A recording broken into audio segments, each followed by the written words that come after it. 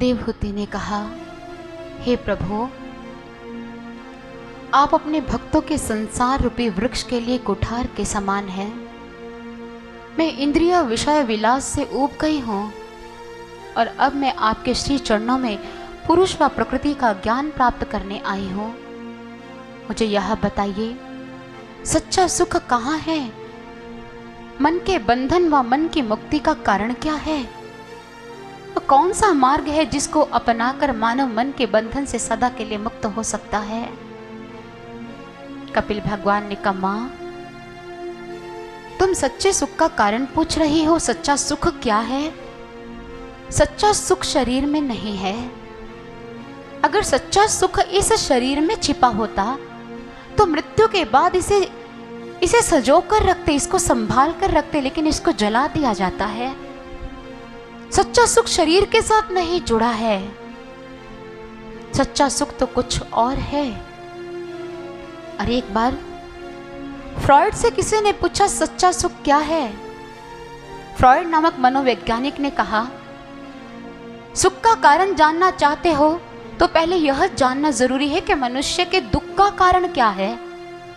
उन कारणों को हटा दो तो जीवन सुखी हो जाएगा। लोगों ने कहा, मार्गदर्शन कीजिए। फ्रॉइड ने कहा कि दमित मन ही मनुष्य के दुख का कारण है। किसी विकार को जो उठ रहा है, जो उबल रहा है, जो उफन रहा है, उसे दबा लेना मनुष्य के दुख का कारण है। उसके इस सिद्धांत का मानव समाज पर इतना बुरा प्रभाव पड़ा कि मानव समाज उच्छृंखलता से ग्रसित हो भोगों की ओर अग्रसर हो गया। लेकिन मिला क्या? अशांति, तनाव। आज विश्व भर से लोग शांति की खोज में भारत देश में आ रहे हैं। वो कहते हैं कि हमने जितने भोग भोगने थे भोग लिए, लेकिन हमें शांति की, सुख की प्राप्ति नहीं हुई। हम सुख शांति को खोजते हुए भारत धरती पर आए हैं, क्योंकि यह अध्यात्म की भूमि है। फ्रॉइड के सिद्धांतों का जिसने अनुसरण किया उसके जीवन में सुख शांति आ ही नहीं सकती थी, क्योंकि फ्रॉइड अपने ही सिद्धांतों से सहमत नहीं थे। काशी के एक सुप्रसिद्ध दार्शनिक हुए श्री भगवान दास। उनकी किताब है एंशिएंट साइकोसिंथेसिस वर्सेस मॉडर्न साइकोएनालिसिस, जिसमें उन्होंने फ्रॉइड के विचारों को व्यक्त किया। उन्होंने कहा कि फ्रॉइड ने अपने जीवन के अंतिम दिनों में अपने सिद्धांतों में बहुत सुधार कर लिया था। वो कहते हैं कि फ्रॉइड ने कहा है, the question what is the purpose of human life has been asked many times without numbers, but it never received a satisfactory answer. Only religion is able to answer this question. बौद्ध धर्म, जिसको वो मानव जाति की बहुत बड़ी भ्रांति मानता था, अंत में उसी धर्म की दुहाई दे रहा था। उसे पता चल गया कि मैं गलत हूं। और फ्रॉइड के जो मुख्य शिष्य थे एडलर, वो भी अपने गुरु के सिद्धांतों से सहमत नहीं हुए, क्योंकि उनके जीवन में अशांति आ गई। फ्रॉइड ने कहा कि हाँ, जो विकार उठ रहा है उसको पूर्ण करो, उसके पीछे चलो। उन्होंने काम वासनाओं की अग्नि में घी डाला, लेकिन मन और अशांत हो गया। और एडलर ने कह दिया कि जब कोई सहारा नहीं रह जाता, कुछ भी नहीं शेष रह जाता, सिर्फ धर्म ही है जिस प्रश्न का उत्तर देकर हमारी सहायता कर सकता है। उसने भी धर्म की दुहाई दी। जब एडलर सही रास्ते पर आ गया तो फ्रॉइड के जंग शिष्य ने सोचा, मैं कहाँ खड़ा हूँ। उसने भी कहा कि इस प्रश्न का जवाब कि जीवन का लक्ष्य क्या है, शांति क्या है, इस प्रश्न का उत्तर अगर प्राप्त करना है तो पाश्चात्य विज्ञान इस प्रश्न का उत्तर नहीं दे सकता। पौर्स्त्य विज्ञान के पास इस प्रश्न का उत्तर है, अर्थात प्राचीन विज्ञान के पास, जिसे अध्यात्म कहा जाता है। फ्रॉइड अपने सिद्धांतों से सहमत नहीं था, लेकिन हम हतभागी भारतवासी आज भी फ्रॉइड के सिद्धांतों का राग अलाप रहे हैं। जो खुद अपने सिद्धांतों को स्वीकार नहीं कर पाया, जीवन के अंतिम दिनों में हम अब भी उसके नक्शे कदमों पर चलकर सुख शांति की खोज कर रहे हैं, तो सुख शांति नहीं मिल सकती। लोगों ने खोज की, शांति कहाँ है, सुख कैसे मिल सकता है। दूसरा सिद्धांत सामने आया साम्यवाद के रूप में। कार्ल मार्क्स ने कहा, अमीरी और गरीबी, ये जो भारी अंतर है आर्थिक विषमता का, यही मनुष्य के दुख का कारण है। अगर गरीब के पास भी पैसा होगा तो वो दुखी क्यों होगा। साम्यवाद लाया गया, लेकिन वह दुर्ग भी ध्वस्त हो गया, शांति की स्थापना नहीं हुई। जहां फ्रॉयड असफल हुआ, जहां कार्ल मार्क्स असफल हुआ, वहां पर भारत देश के संत सफल हो गए। भारत देश के अध्यात्म से पोषित तत्ववेता संतों ने बताया कि जो मन तुम्हारा है, अगर तुम संसार के विषय भोग में लगा दोगे तो अशांत हो जाएगा। तुम इसी मन को संतों के श्री चरणों में लगा दो, तुम्हारे जीवन में शांति का संचार हो जाएगा। ये उनका दावा रहा और संत सफल हो गए अपने वक्तव्य में। कितने लोगों ने उनके श्री चरणों में आकर ज्ञान को प्राप्त कर उस शांति को प्राप्त किया। इसलिए कपिल भगवान भी अपनी मां को कहते, चेतः खल्वस्य बंधाय मुक्त ये चात्मनो मतम गुणेशु सप्तम बंधाय रतंग वपुंसी मुक्तये। विवेकी पुरुष आसक्ति को अपने जीवन में बहुत बड़ा बंधन मानते हैं। यही आसक्ति संतों के श्री चरणों से हो जाए तो मोक्ष का खुला द्वार बन जाती है। प्रसंग वज्रम पाशम आत्मनः कवयो विदुः स एव साधुषो कृतो मोक्ष द्वारमपावृतम्। विवेकी पुरुष आसक्ति को जो अपने जीवन में बहुत बड़ा बंधन मानते हैं, वो कहते हैं कि इस मन को संतों के श्री चरणों से लगा दो, यही शांति का सागर है, इन्हीं से शांति मिल सकती है। और कपिल भगवान अपनी माँ को कहते, त एते साधवः साध्वी सर्व संग विवर्जिता संगस्तेषते प्रार्थ्य संग दोष हराहिते। हे माँ, तो संतों की सभा में जा, क्योंकि संत ही शांति का दान देते हैं। घर में शांति होने की कृपा से आ सकती है, इस घट के अंदर शांति होने की कृपा से आ सकती है। संत आसक्ति से उत्पन्न दोषों का हरण कर देते हैं और शांति प्रदान करने वाला ज्ञान दे देते हैं। इसलिए मां, संतों की सभा में जाओ। संतों की सभा आनंददायिनी है। और गोस्वामी तुलसीदास जी भी यही कहते हैं, मुद मंगलमय संत समाजू जो जग जंगम तीर्थ राजू। राम भगति जहाँ सुर सरी धारा सरसई ब्रह्म विचार प्रचारा। विधि निषेधमय कलिमल हरणी करम कथा रविनंदन भरणी। संतों की सभा आनंददायिनी है। ये चलता फिरता तीर्थराज प्रयाग है। जैसे बाहरी तीर्थराज प्रयाग में तीनों नदियों का संगम होता है, एक गंगा, दूसरी यमुना और तीसरी सरस्वती। जहां तीनों नदियों का संगम होता है वो ही स्थान तीर्थराज प्रयाग है। और संत हमारे घट के भीतर तीर्थराज प्रयाग को प्रकट करते हैं, क्योंकि वो खुद भी तीर्थराज प्रयाग हैं। संतों की सभा में जो प्रेमा भक्ति का अंग है वो गंगा की धारा है। ब्रह्म ज्ञान की जो चर्चा करते हैं वो सरस्वती की धारा है।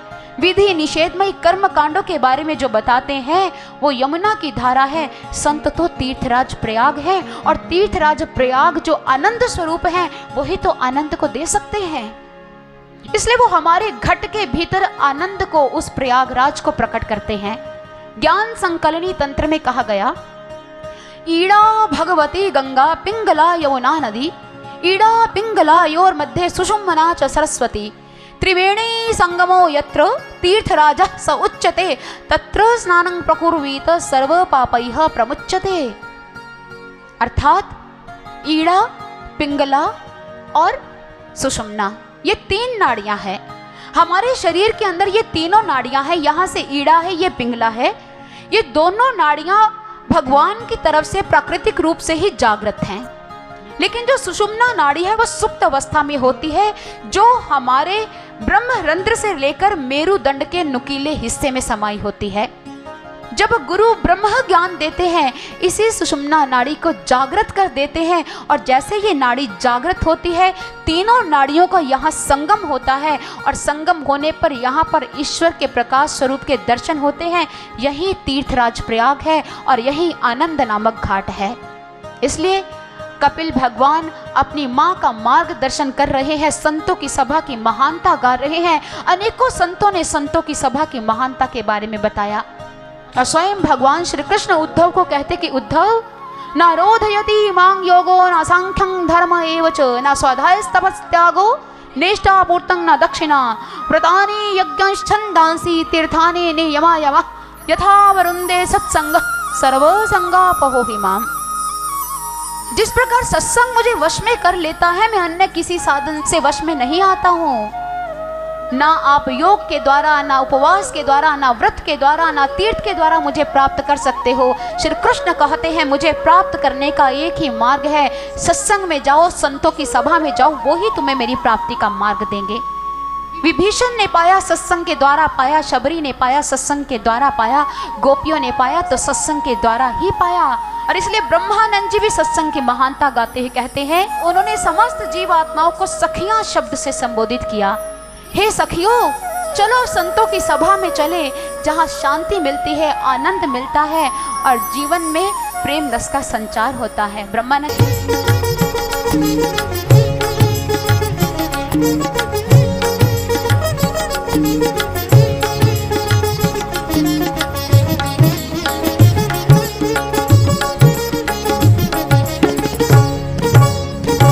सत्संगत में लाभ घनेरा, सत्संगत में लाभ घनेरा। जन्म जन्म का मिटे अंधेरा, जन्म जन्म का मिटे अंधेरा। परमेश्वर का दर्शन घट में, परमेश्वर का दर्शन घट में पाइए रे। चलो चलो सखिया मिल जाइए रे, चलो चलो सखिया मिल जाइए रे।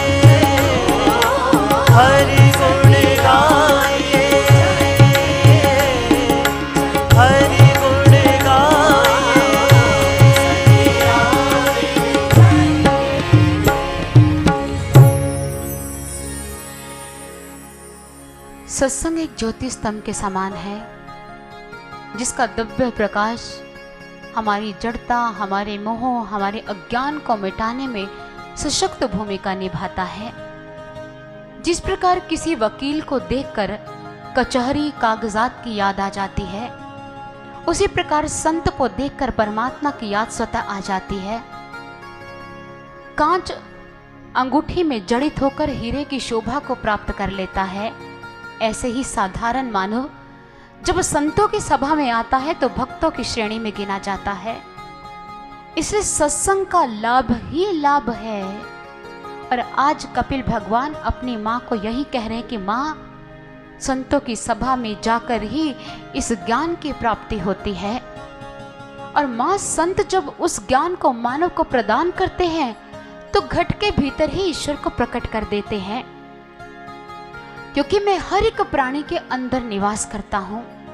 अहं सर्वेषु भूतेषु भूतात्मवस्थितः सदा तमवज्ञाय मां मर्त्य कुरुतेर्चा विडंबनम।